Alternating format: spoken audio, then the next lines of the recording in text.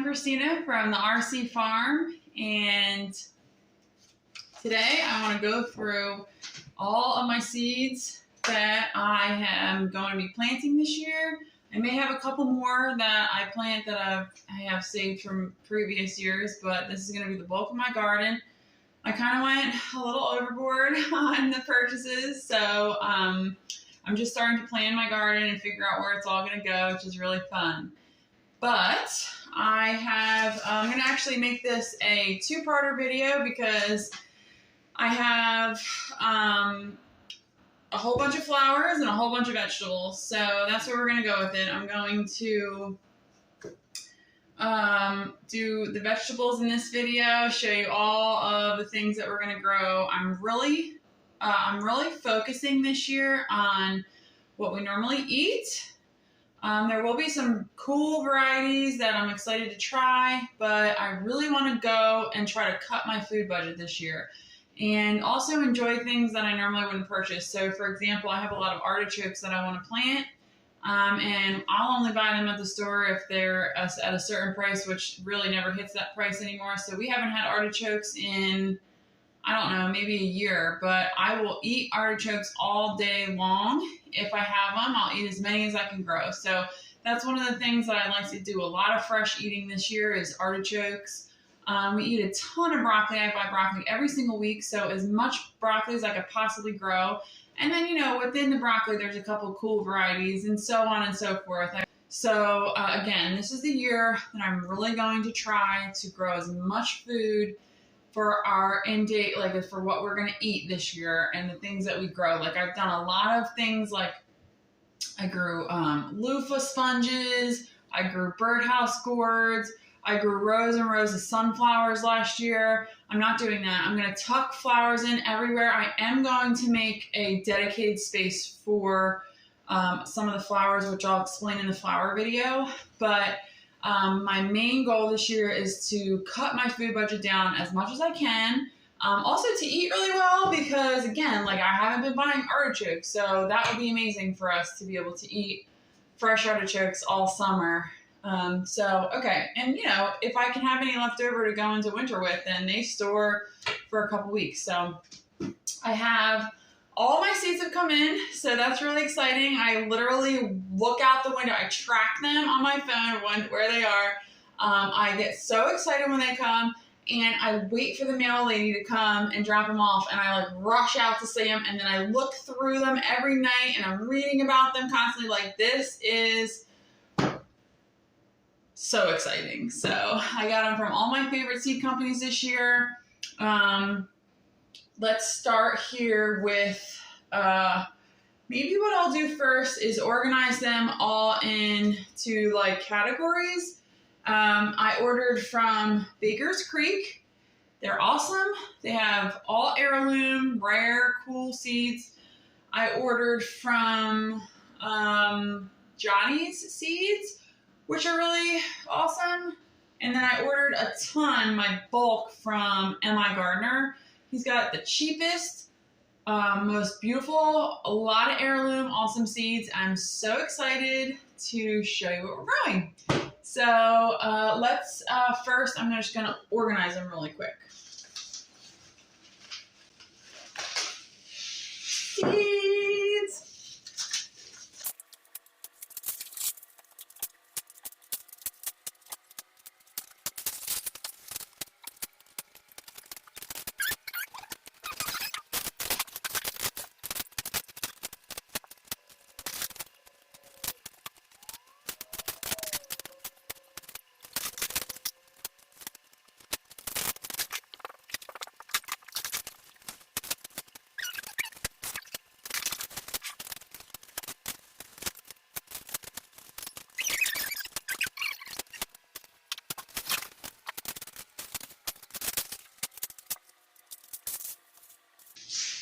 Okay, look at this beautiful table.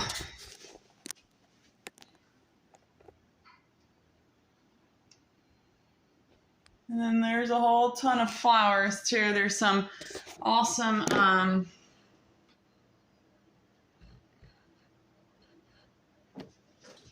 There's seeds in the flowers, there's tubers, there's bulbs, so I'm really excited. Okay, so let's start with cold weather crops first. So another thing that I'm gonna really try to do this year is cold weather crops. I always fail with cold weather crops, and that's what we eat probably the most of. Your carrots and your broccoli, cauliflower. I literally buy mostly those things at the store. So, and like sugar snap peas, that kind of thing. So what happens is where we live in the Poconos, when I grow them and then I put them outside and I make sure that I what's it called? I make sure that I harden them off to the weather and the wind and the sun and everything like that. And then we'll get like a really hard freeze once they're in the ground, and it's, you know, supposed to be, you know, you can plant them weeks before your last frost, so you're good, but we'll get like a too hard of a freeze and everything will freeze and die. Last year that happened, and I ran to the store and bought starts already, so I spent like $100 on stuff, and that was after growing it, after I grew everything, and after I spent the money on the seeds. So, and it would be just a lot cheaper if I could grow them from seeds. Another thing that I really want to do is succession plant. So once I get, like, for example, my peas in the ground, sugar snap peas, I would like to then succession plant maybe a week or two later more sugar snap peas. And so that way we'll get even more, but they won't all come in at the same time. So, yeah, I'm going to do my best. And I also want to do a second cold weather crop. So you can plant early spring, where some of these things can withstand some frost. My goal to beat the frost this year is I'm buying row covers. So that way they'll be protected from the hard frost. I can still get them in the ground and the hard frost won't kill them, but they can withstand that cold weather and some light freezes, so that should work. And then I'm going to plant my cold weather first flush, which I'll show you what I'm going to grow, and then I'm going to grow my summer vegetables, and then midsummer I'm going to plant again for fall, the cold weather for the fall, for more cold weather crops, and get another flush of cold weather crops in. So that's my goal. Let me start with the cold weather crops. And again, there are some more things I'm going to be growing, like a ton more herbs than what are here. These are just a couple that I'm adding to my collection. Okay, so let's see. The first thing I will always grow is sugar snap peas.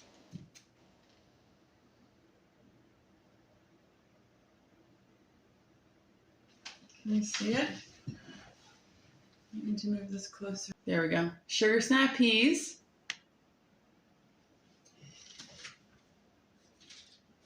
Okay. I would like to try some different cabbages this year. I would like to try some that are delicious, like this one from Johnny's. I'll have to put, Johnny's doesn't put pictures on there, so I'll have to put a little picture up on the screen.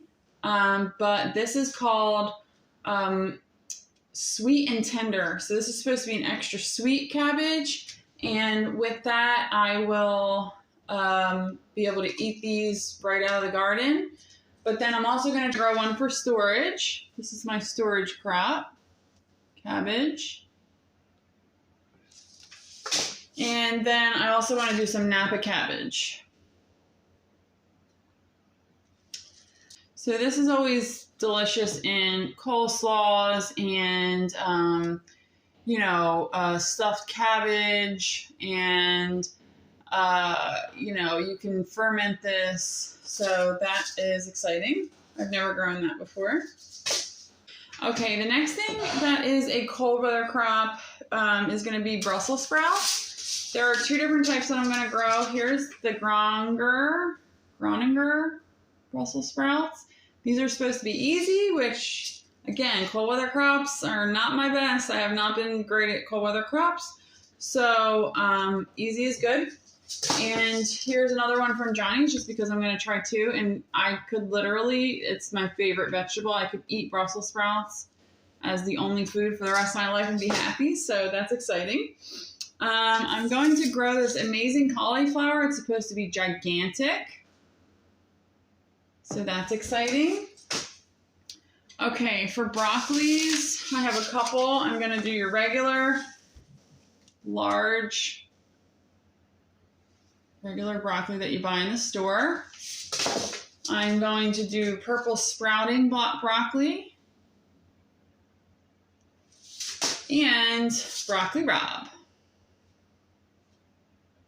I would not buy broccoli rabe at the store, so just because, I don't know, it's going to be expensive. It's not going to be as fresh as you would like it, and I just have such a high food budget already that I probably just would not buy broccoli rabe in the store. So this is one of those things that the only way I'm going to eat it is if, I'm trying to prop this up a bit, is if I grow it, which is a good motivator for me. Okay, so those are my broccolis.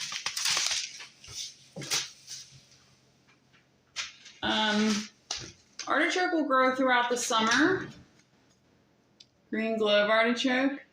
But they need cool nights in order to produce the first year. If you're in warmer climates, they'll act as a perennial and come back each year. But here in the Poconos, they will just be like an annual. So to give them the cool nights, we'll get them producing the first year. And then I got another type to try to see which ones grow better for us or are more delicious from Johnny's. Okay, and then we're going to move on to radishes. We've got Hailstone.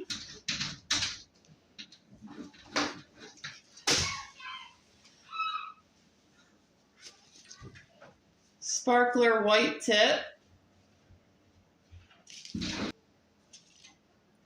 Red Beauty.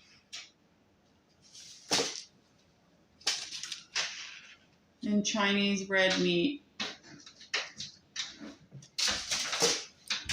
I'm going to grow all sorts of beets, bull's blood,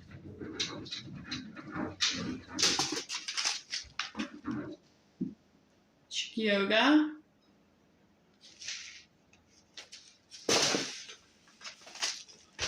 golden, Crosby's Egyptian. I may choose between this one and the bull's blood because they're similar. These are one of those succession planting things where, you know, pull some up and then a couple weeks later you have more coming and so forth. And then this one, supposedly, the albino is super sweet, and it says it actually can be used to make sugar. So that's exciting to taste how sweet they'll be. The next cold weather crop is carrots. While there are so many beautiful carrots out there, I don't want to get carried away. I want to do what I'm doing well, and I eat tons and tons of carrots. So I'm just going to try two. Black Nebula. This is cool. It says try to juice them for dark, gorgeous purple juice that will turn bright pink if you add a splash of lemon juice. So that's gonna be fun. And then regular carrots, you know. Scarlet Nantes. We'll see. The last cold weather crop is going to be a mix of different lettuces, kales, spinach. We're going with Giant Noble spinach, Black Magic kale,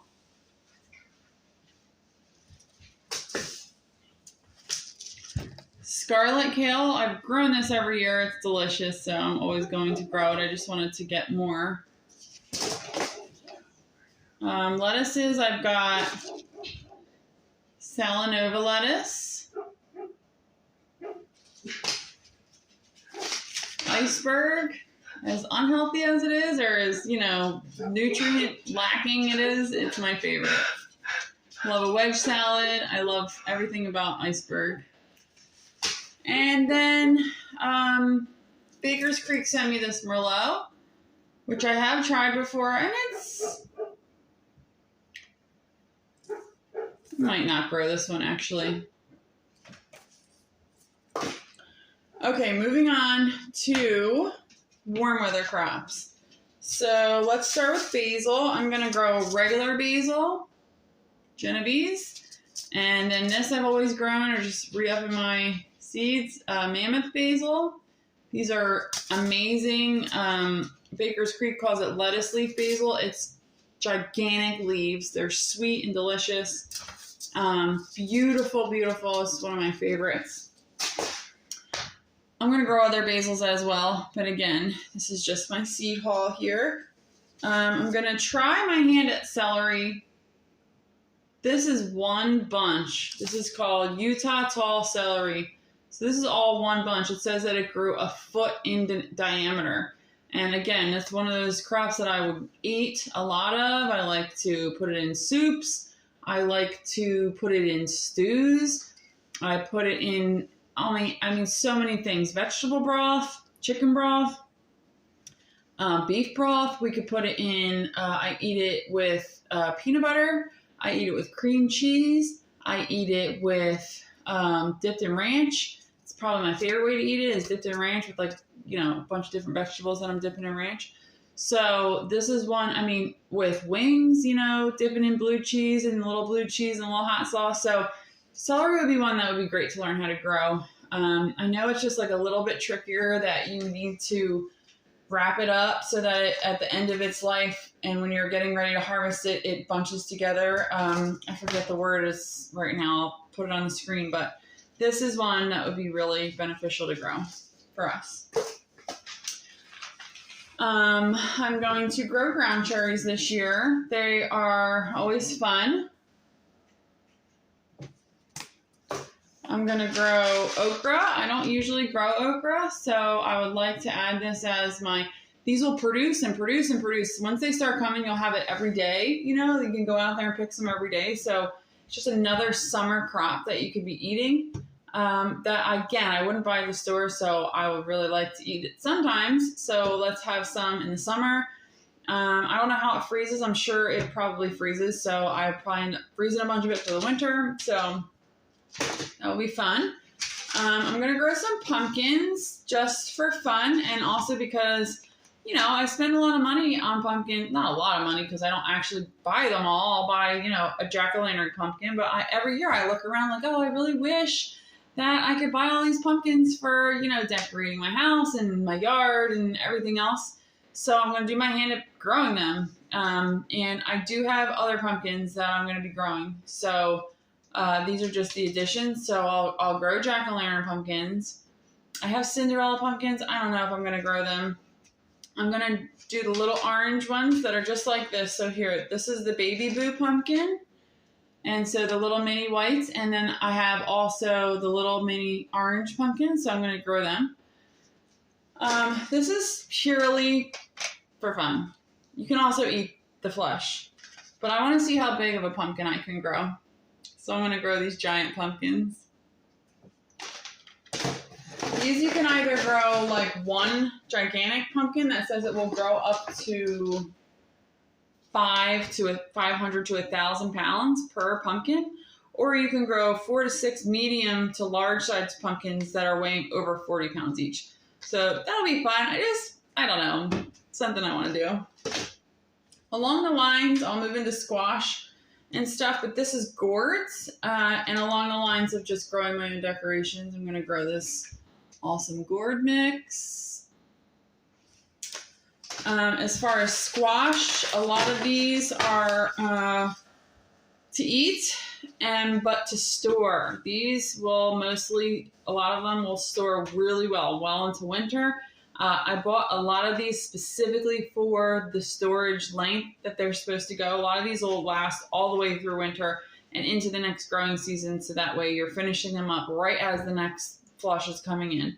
So spaghetti squash, these will last time, not the whole winter.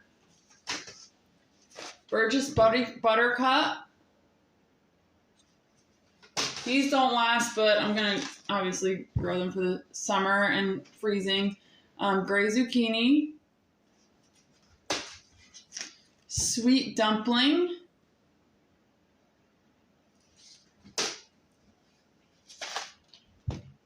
Hubbard winter.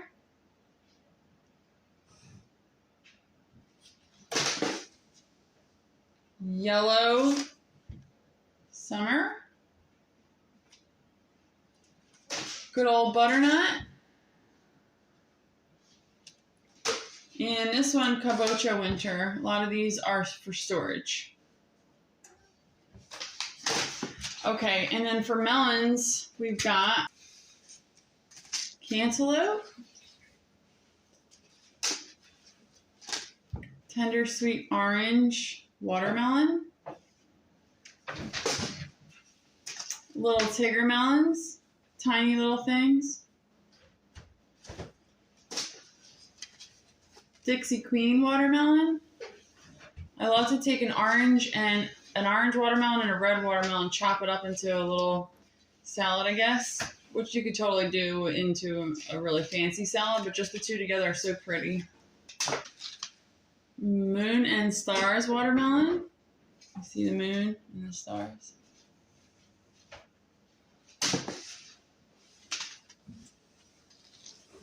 Honeydew. And rich sweetness. Just little fruits. So pretty. Even just hanging out over a trellis down or all around it. So pretty. So those are my melons. Let's do beans. I'm only growing 2. There's, again, so many beautiful beans out there, but I really want to do like so many beans to put away for the winter, tons for eating in the summer, lots for soups. These purple beans, blauhide, and these jade beans. Then we're going to do muncher cucumbers, tender green cucumbers,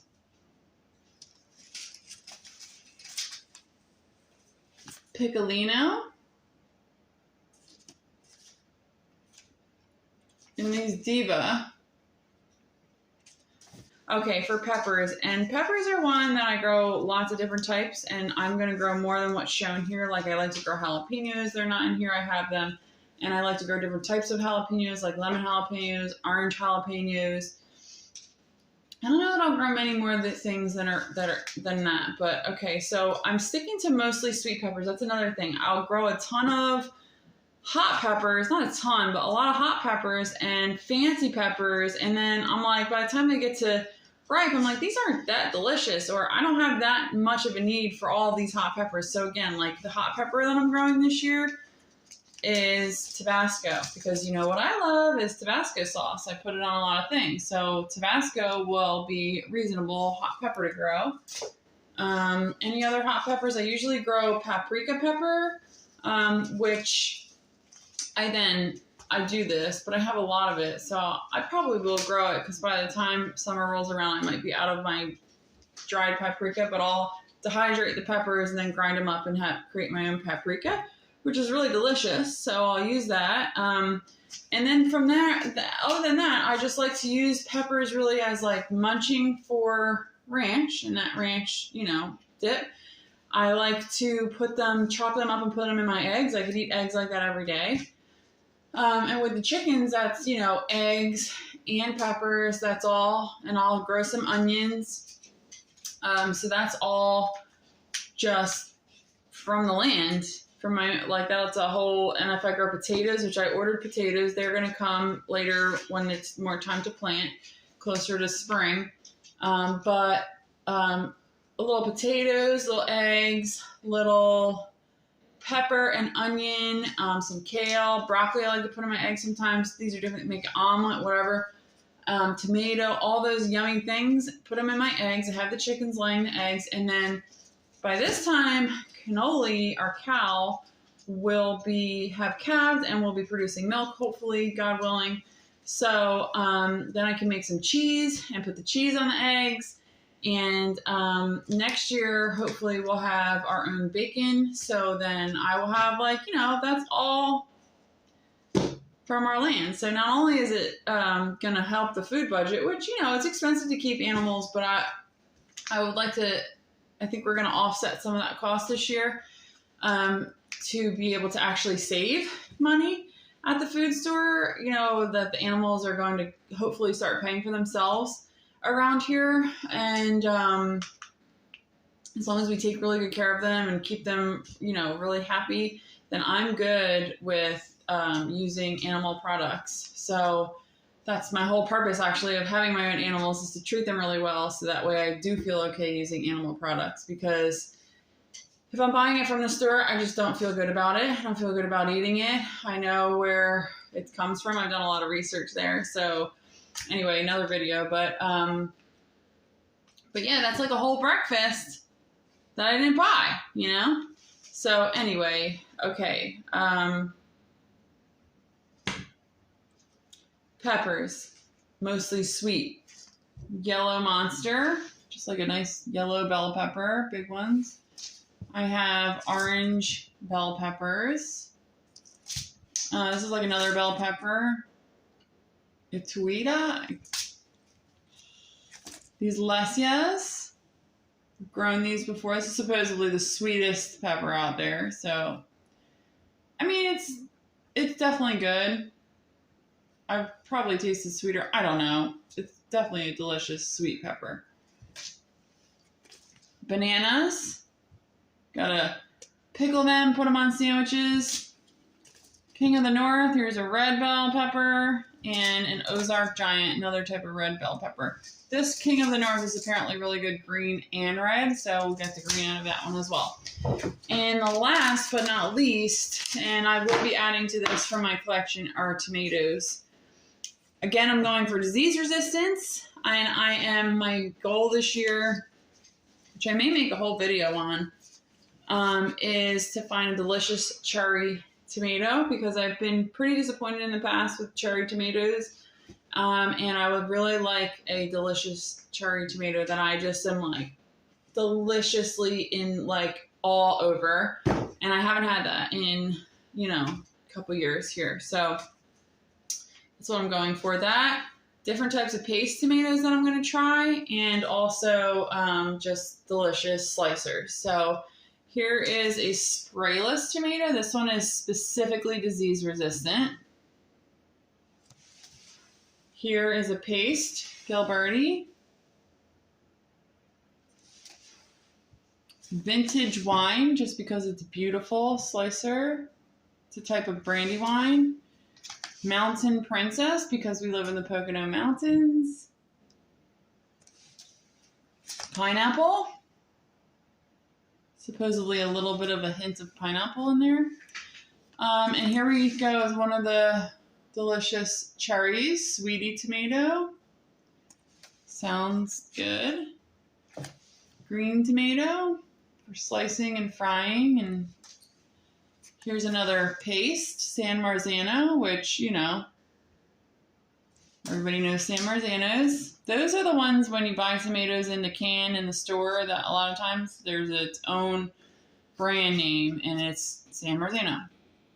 I did put out a question on Facebook in one of my Facebook pages and said, what is your favorite cherry tomato? Because I've been disappointed, just like I said.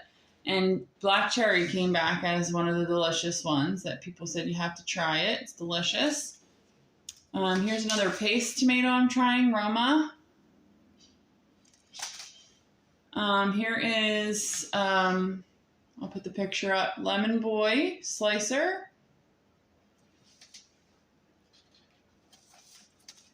Here is, when I asked that question on Facebook, this was the #1 answer of everyone's favorite, Sun Gold. And I've never tried them, so I have high hopes for this one. Riesentraub. I'm probably saying that wrong. But this says that a popular small tomato with seed collectors who know it possesses the scrumptious classic cherry flavor that has been largely lost over the years. So I have high hopes for this one. Bonnie's Best, regular uniform tomato. This one, I'm probably most excited of all my seeds this year to try this.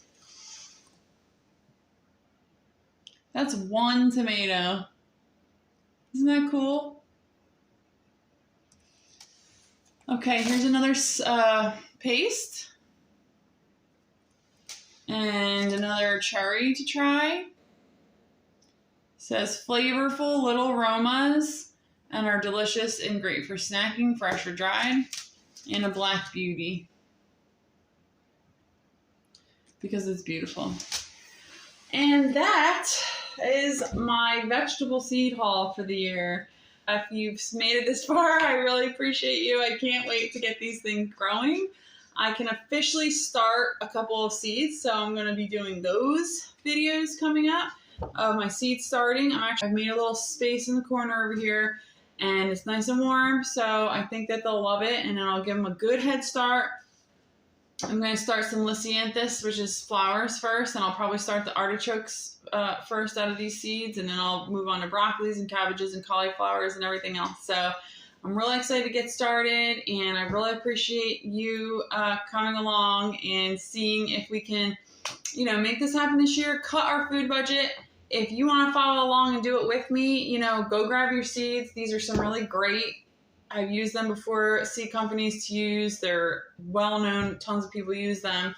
And so if you go grab your seeds of what you want, and then we can grow together. You can grow it based off of your last frost date in your area. And just Google when's my last frost date for your zip code. And then each of these things will tell you how to grow them. So start indoors, this tomato, 6 to 10 weeks before your last frost. So you'll count backwards, those 6 to 10 weeks, and grow them so that they're ready to put outside.